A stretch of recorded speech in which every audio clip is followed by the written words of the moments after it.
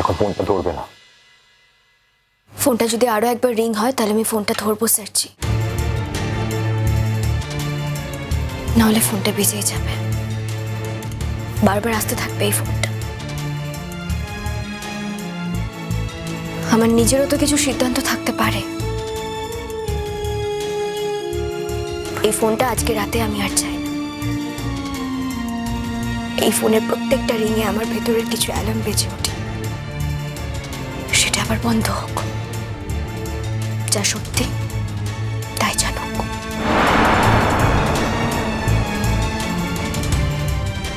ঠিক আছে, ফোনটা এলে ফোনটা ধরো।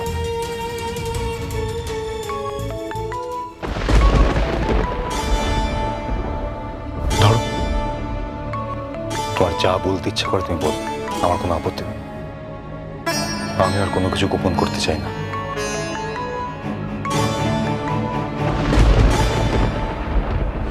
হ্যালো, এই এই এই তুই এখন কোথায় আছিস রে? আমি পাহাড়ে যাব বলেই বেরিয়েছিলাম। না না, তুই এখন কোথায় আছিস? আমি কোথায় আছি সেটা জানার জন্য তো তুমি আমাকে ফোনটা করোনি শিরিন দিদি। গুড্ডি, আমি যেটা জিজ্ঞেস করছি সেটার উত্তর দে। তুই তুই কোথায় আছিস তুই এখন? তোমার সব প্রশ্নের উত্তর দিতে আমি বাধ্য নই, আর তুমি কিছুতেই আমার উপরে এই মেজাজটা দেখাতে পারো না। গুড্ডি, গুড্ডি, তুই না আমার অনেক ক্ষতি করেছিস, তুই আমার সর্বনাশ করে দিয়েছিস গুড্ডি। তোকে আমি এত রিকোয়েস্ট করলাম, তারপরেও তুই আমার কথা শুনিসনি। তোর থেকে না, মানে তোর সাথে এর থেকে ভালোভাবে কথা বলা আমার পক্ষে সম্ভব নয়। তোমার যদি আর কিছু প্রশ্ন না থেকে থাকে তাহলে আমি এবার ফোনটা রাখছি। মাঝরাতে এখন আমার ঘুমানোর সময় তো, তাই প্লিজ শিরিন দিদি, তোমার এইসব কথা শুনে আমি নিজের মুডটা অফ করতে চাই না। আমি রাখছি। এই শোন, একদম একদম ফোন রাখবি, তুই একদম ফোন রাখবি না। আমি অনুজকে ফোনে পাচ্ছি না, অনুজের ফোনটা সুইচ অফ। আর আমি জানি যে অনুজ তোর কাছেই আছে, তোর সঙ্গেই আছে, তোর পাশেই আছে। তুই আমাকে একবার সত্যিটা বল, ও তোর কাছে আছে তো? তোর সঙ্গে আছে তো? আচ্ছা,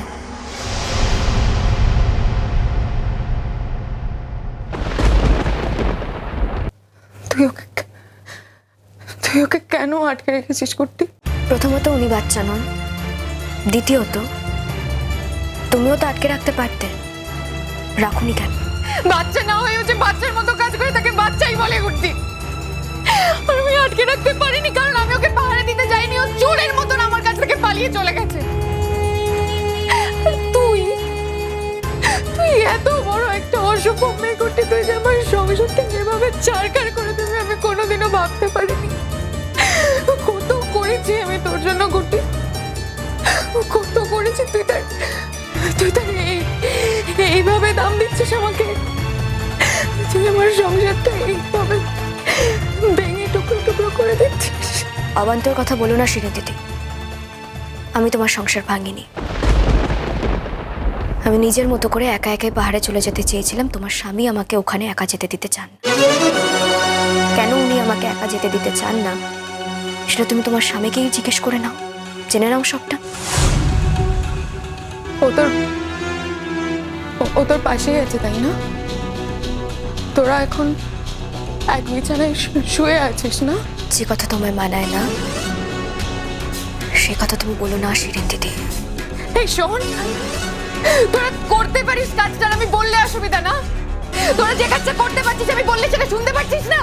ফোনটা দাও আমাকে, ফোনটা আমাকে দাও। আমি বলছি, বলো কি বলার আছে। অনুজ, তুমি কোথায় আছো? অনুজ, তুমি এখন কোথায় আছো বলো না আমাকে। বাসে থাকার কথা ছিল, বাসটা খারাপ হয়ে যায়, তাই একজনের বাড়িতে এখন শেল্টার নিয়েছি। না, তুমি মিথ্যে কথা বলছো। তুমি এখন ওই মেয়েটার সাথে তুমি কোনো একটা হোটেলের রুমে আছো। তুমি হোটেলে আছো ওর সাথে। হোটেলে থাকি কিংবা কারো বাড়িতে থাকি, কি পার্থক্য হয়? অনুজ,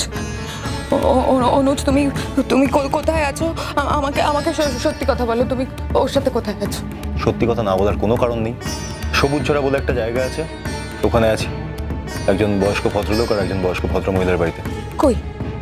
কই তারা কোথায়? তাদের কোনো গলার আওয়াজ তো আমি শুনতে পাচ্ছি না।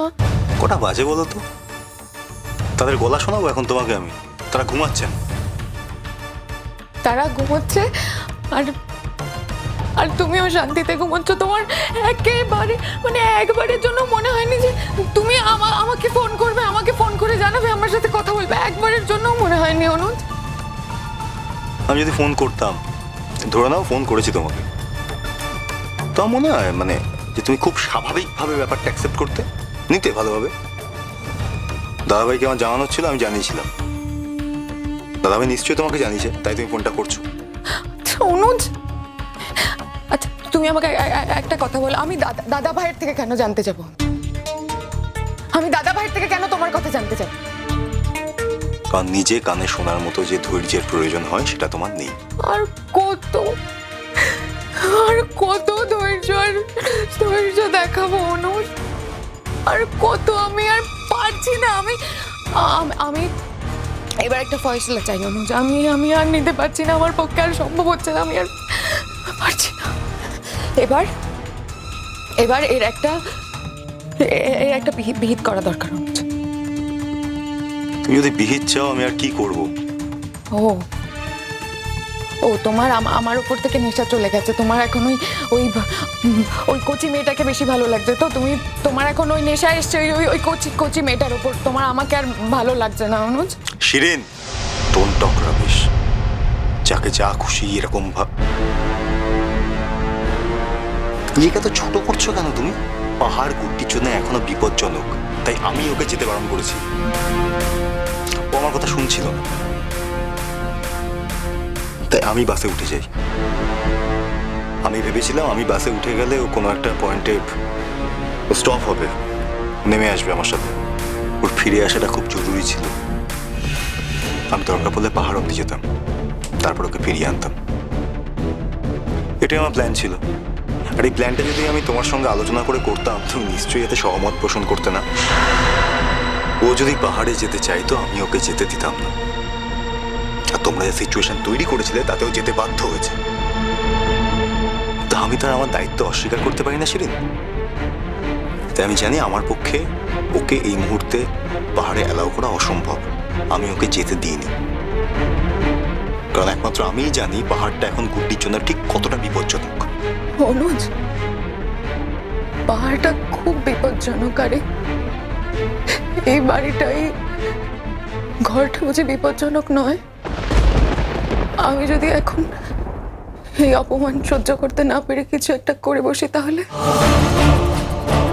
তুমি যথেষ্ট পরিণত, তুমি এমন কিছু করবে না শিরিন।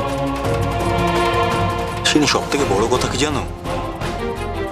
তুমি এম্পাওয়ার্ড, তোমার কিছু হারায়নি। আমি সব হারিয়ে ফেলেছি অনুজ, আমি তোমার জন্য সব হারিয়ে ফেলেছি। তুমি আমার সব হারিয়ে দিয়েছো তোমার জন্য, শুধুমাত্র তোমার জন্য। আমি পাহাড় থেকে এই সমতলে এসে রয়েছি, এই কলকাতায় এসে রয়েছি। আমার চাকরিটা আমি ছেড়ে দিয়েছি। হ্যাঁ, তুমি বলতেই পারো যে তুমি তো এখন একটা চাকরি পেয়েছো, সেটা নিজের যোগ্যতায় পেয়েছি ঠিকই, কিন্তু সেটা তো এই জীবনটা কাটানোর জন্য তুমি চাইনি সেটা অনুজ। সেটা তো আমি ওখানে দেখেই আমি চাকরিটা করতে পারতাম। আর অনুজ, তোমার বিয়ের আগের কথা আর বিয়ের পরে তোমার কথার মধ্যে কোনো মিলই নেই। একদম উল্টো কথা বলছো। আমি কেন এই অত্যাচার সহ্য করবো বলো তো? এই অত্যাচারটা আমি কেন সহ্য করবো? আমার তো এটা সহ্য করার কথা না। আর যদি আমাকে এই অত্যাচারটা সহ্য করে এটা মেনে মুখ বুঝে, মানে তুমি ভেবো না যে আমি মুখ বুঝে বেরিয়ে যাবো। এই অত্যাচারটা যদি আমাকে তুমি করো আর আমাকে যদি বেরিয়ে যেতে হয় অনুজ, আমি কিন্তু মুখ বুঝে বেরিয়ে যাবো না। তোমার আমার প্রতি যা গ্রিভেন্স আছে তার জন্য তুমি যা খুশি তাই করতে পারো, আমি আটকাবো না।